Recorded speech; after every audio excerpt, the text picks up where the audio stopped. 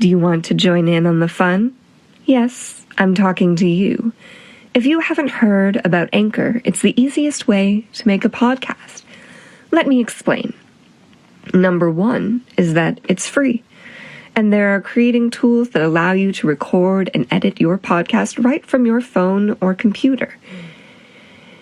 Anchor will distribute your podcast for you so it can be heard on Spotify, Apple Podcast, and many more. You can make money from your podcast with no minimum listenership. It's everything you need to make a podcast in one place. It's a one-stop shop for podcasting. Don't delay. Download the free Anchor app or go to anchor.fm to get started. Do it right now. But it's really sad that dude's daddy had to die, like that he was told he died. That was pretty sad. I know. Because it ruined their life completely. You're listening to the Moonshine, Murder, and Mayhem podcast. Episode 4, After the Fire.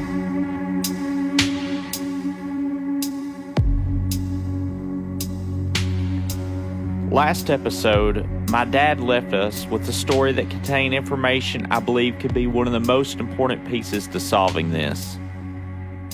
After Slim's death, the 2 vehicles were confiscated. The house caught fire, and my great-grandmother Lillian left her 3 young boys with their grandparents. I still have no idea why Mother would just abandon her children, which makes me wonder if she even had a choice in the matter. In this episode, we're going to review audio from my granny and my dad.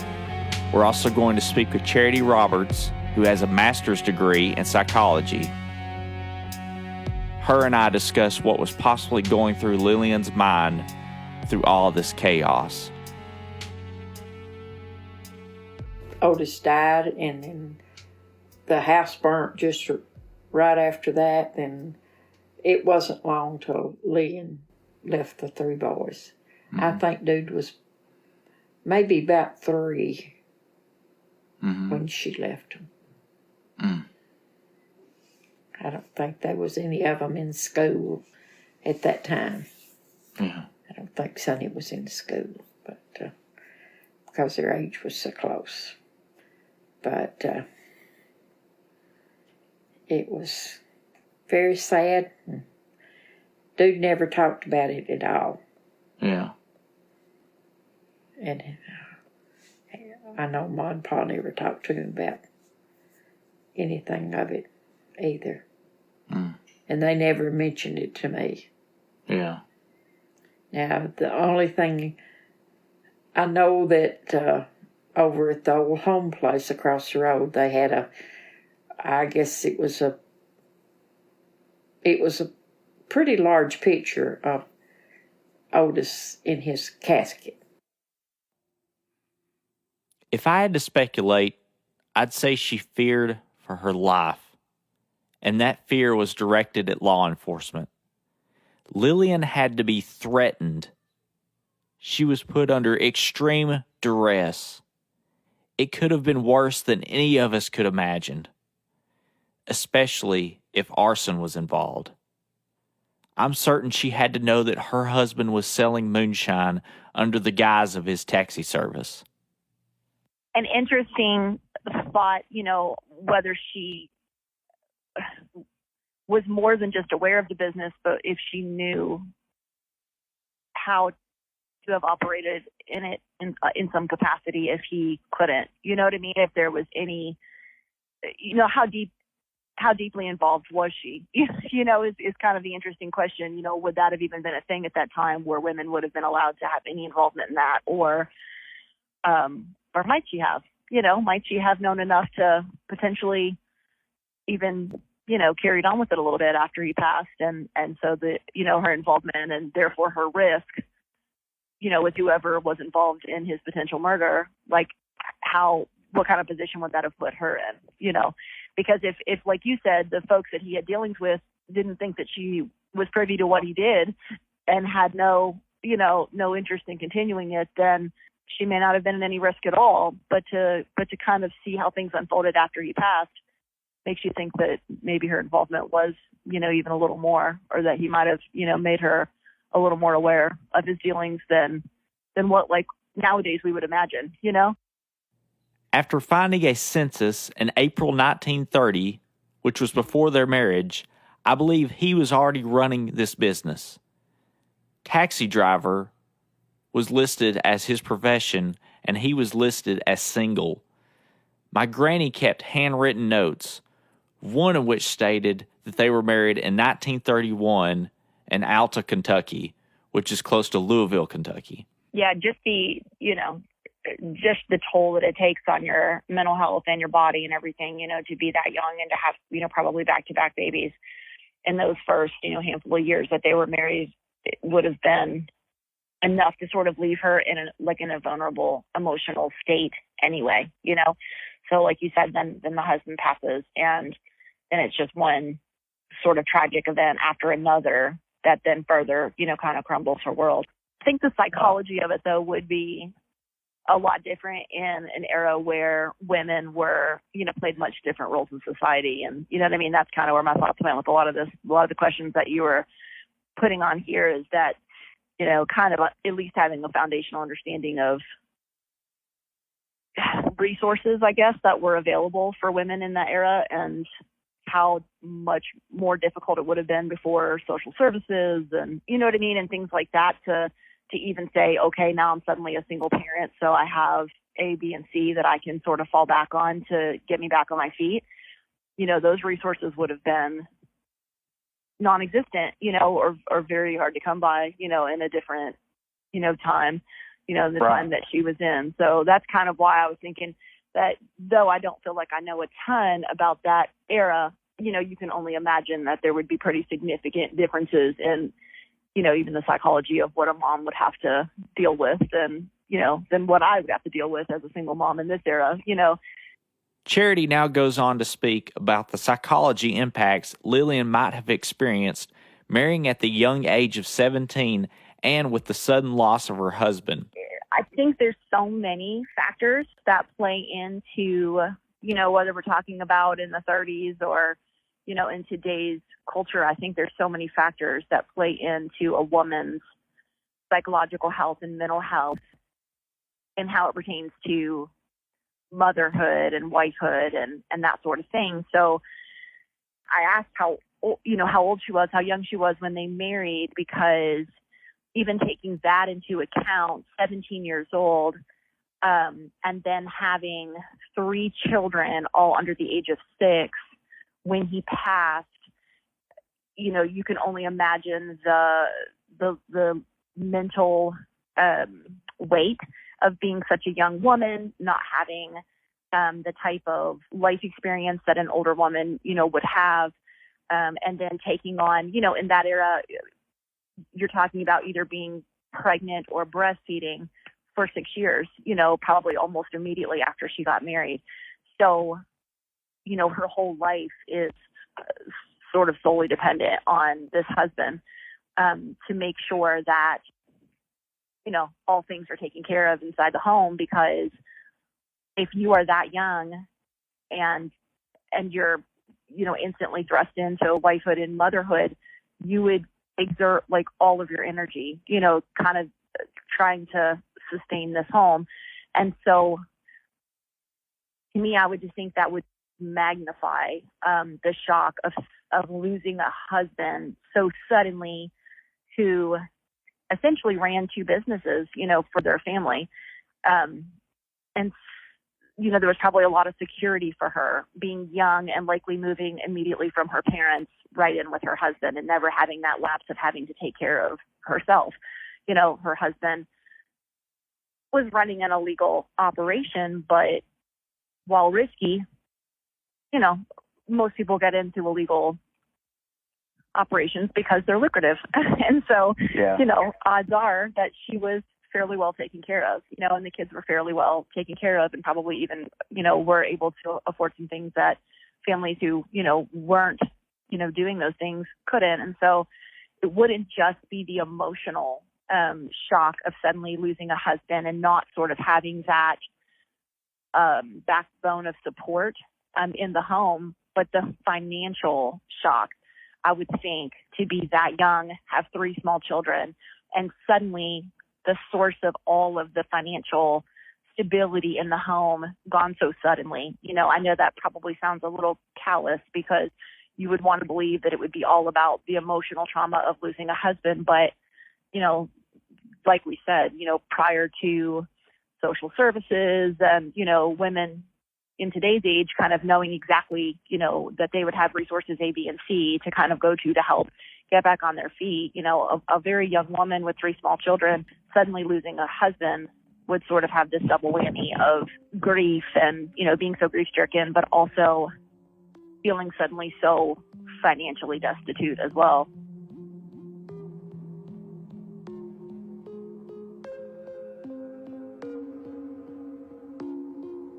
After his death, the vehicles were confiscated by law enforcement.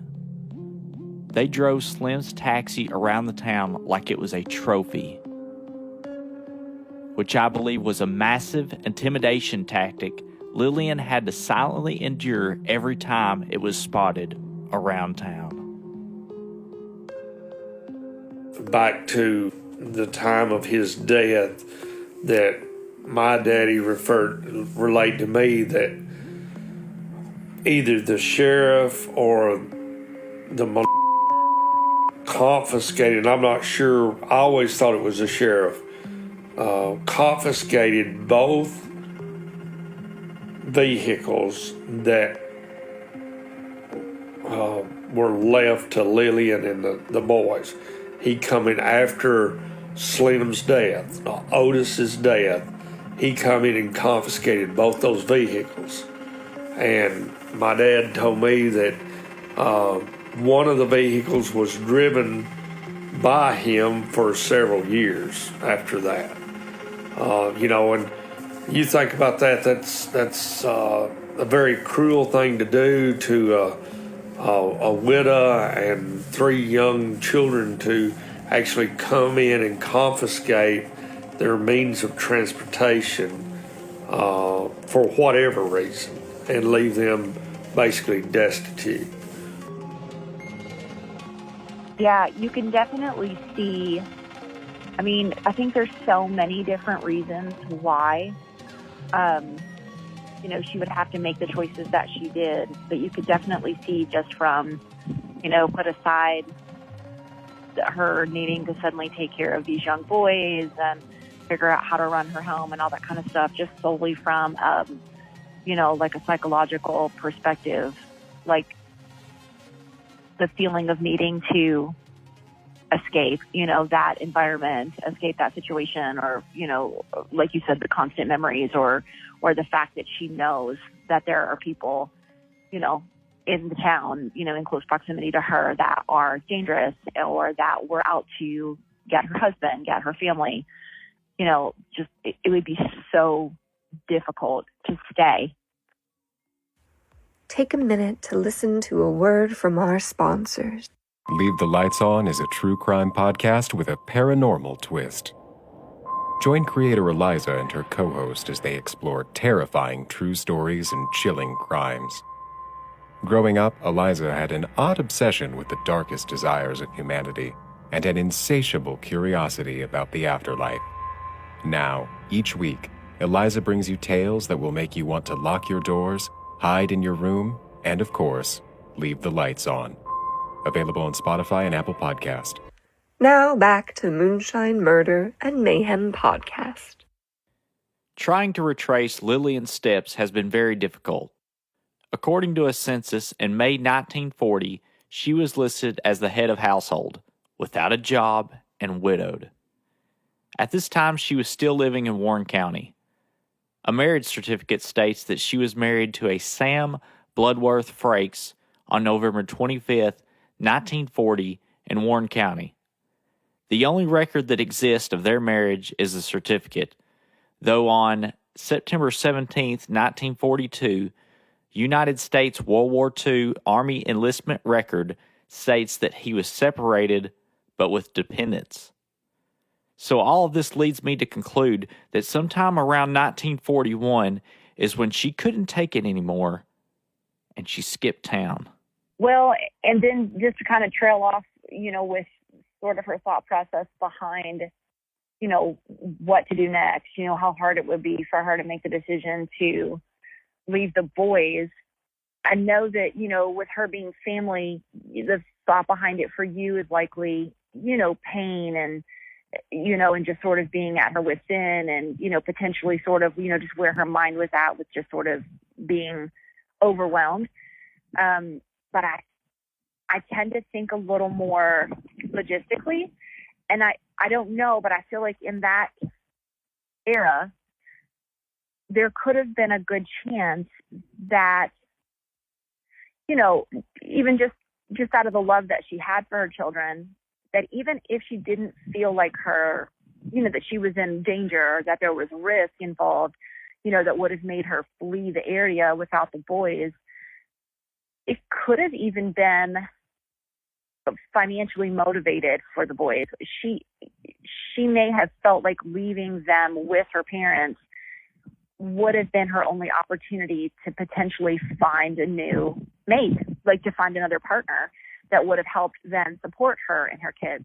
You can imagine that in the 30s, toting around 3 toddlers would have been pretty hard to, conduct any kind of courtship. And so, in her mind, she may have thought, hey, I'm still very young. If I can kind of go out and seek a partner without my children on my hips, that will give us a better likelihood of finding a new support system for the family.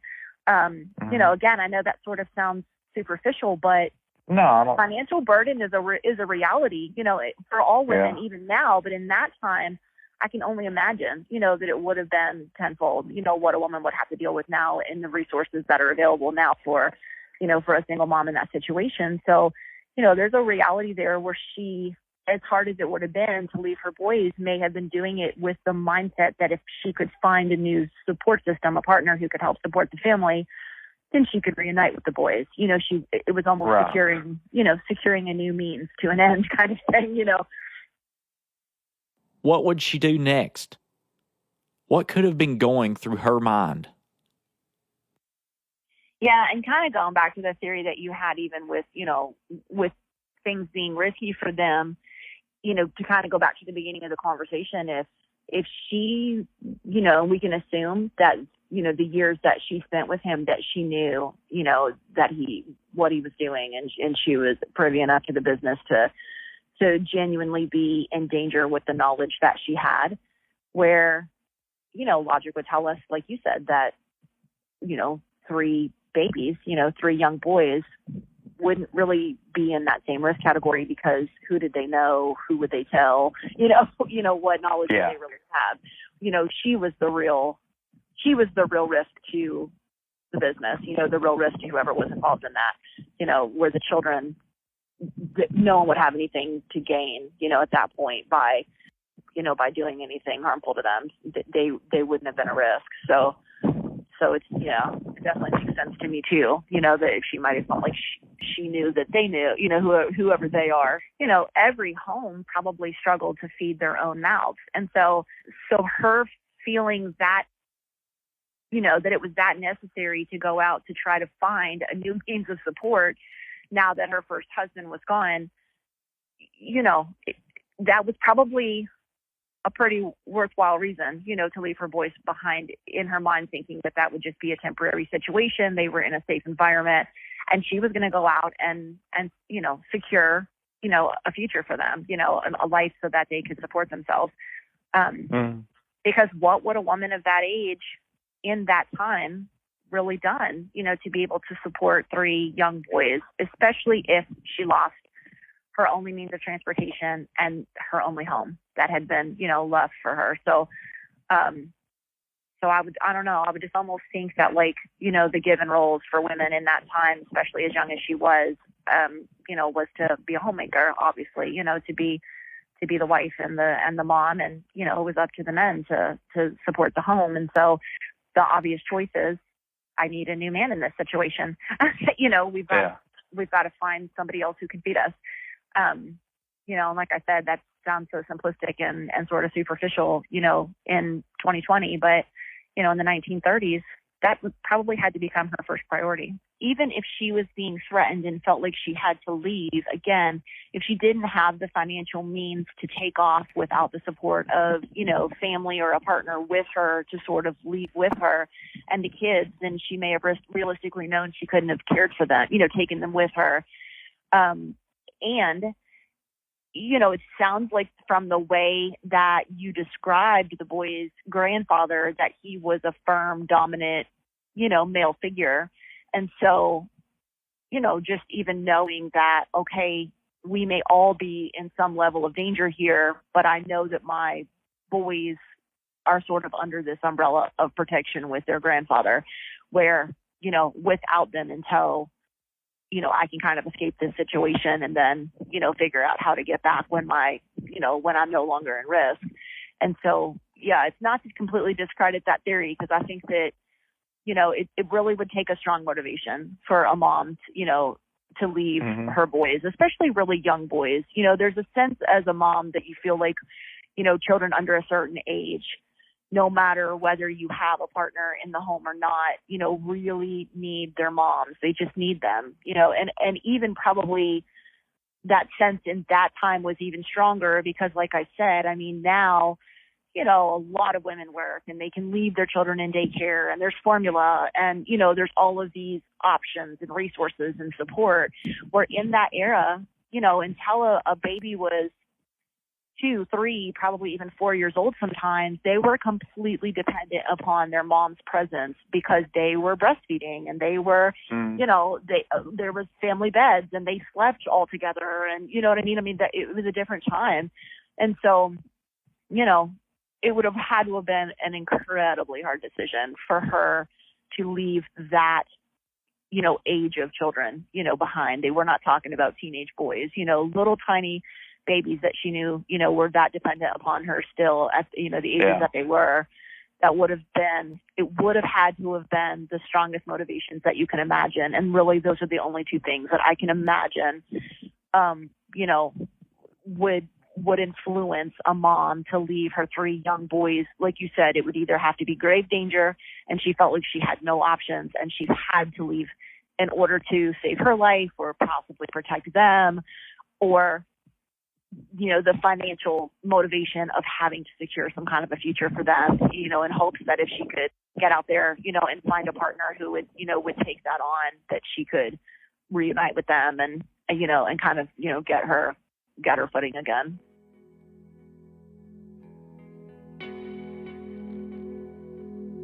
Lillian tried to stick around for at least of 3 years that we know of. My granny remembers visiting her. And then when the boys were little, we drove up when we had our 3 sons and visited her again. We didn't see her or visit her very much. My dad remembers her 3rd husband in Wisconsin, a Merle Gilroy. Probably the last time I seen Merle was in the early 80s.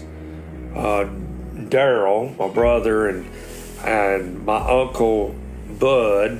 Of course, Bud lived in Wisconsin, and that was Daddy's brother, his middle brother.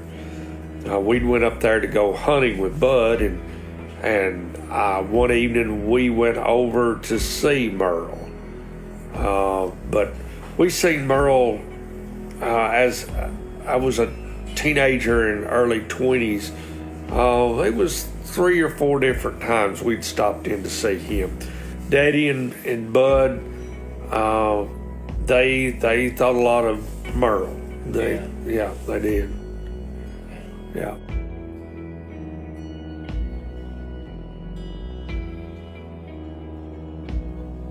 Right now, at this very moment, it's crazy to think that there are more people who know and are talking about this story than when it actually happened. All of this trauma and grief that Lillian had to carry with her all of her life caused her to pass away way too soon. Seizure fatal to Appleton woman. Lillian Gilroy, 51, was dead on arrival at St. Elizabeth Hospital after she suffered an apparent heart attack about 8 p.m. at her home. She was assisted by an Appleton patrolman and given oxygen by the Appleton Fire Department Rescue Squad, but efforts failed to revive her. Lillian was still conscious when police arrived, but stopped breathing and was unconscious when the rescue squad came on the scene. She was born September 7, 1917 in Moody, Texas, and had lived in Appleton for the past 16 years. Survivors are her husband, 3 sons, Harold, John, and Otis.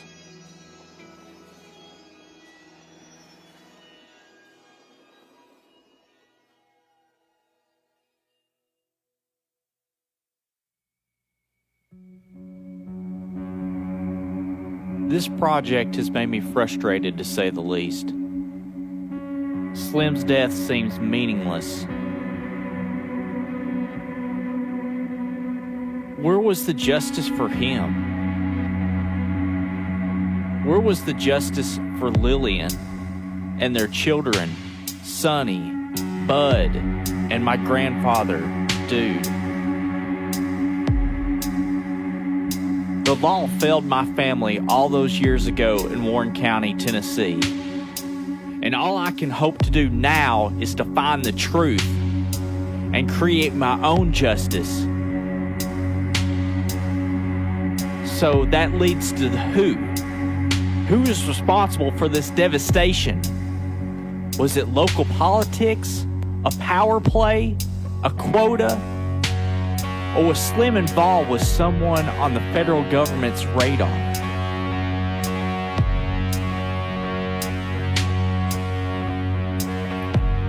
Find out next on the Moonshine, Murder, and Mayhem podcast.